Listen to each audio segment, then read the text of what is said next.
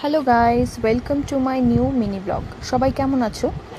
আজকের ব্লগে নিয়ে চলে এসেছি গরমের জন্য একটি পারফেক্ট মেনুতে রয়েছে আলু সেদ্ধ মাখা পেঁয়াজ লঙ্কা দিয়ে।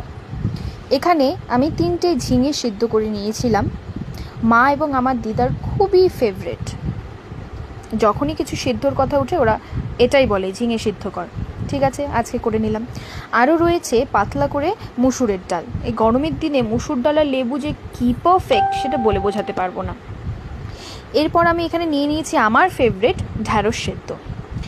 2টো হাঁসের ডিম ভেঙে পেঁয়াজ দিয়ে এটার আমি এখন একটি অমলেট করে নেব, যেটা আমার হাজব্যান্ডের খুবই ফেভারিট।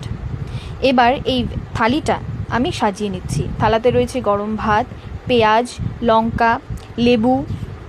একে একে যা আমি সেদ্ধ করেছিলাম সেগুলো সব দিয়ে দিয়েছি, যেমন আলু সেদ্ধ, ডিমের অমলেট, ঢ্যাঁড়স সেদ্ধ। ঢ্যাঁড়স সেদ্ধটা আমি আগে মেখে নেইনি, এটা একটু লবণ এবং সর্ষের তেল দিয়ে মেখে খেলে খুব দারুণ লাগে। এরপর নিয়ে নিলাম সেই ঝিঙে সেদ্ধ। ঝিঙে সেদ্ধতে অনেক জল বেরিয়েছে, তোমরা সবাই জানো ঝিঙের মধ্যে নিজস্বই জল অনেক থাকে। এবার আমি এখানে দিয়ে দিলাম আমাদের মুসুর ডাল। ব্লগটি কেমন লেগেছে অবশ্যই জানিও।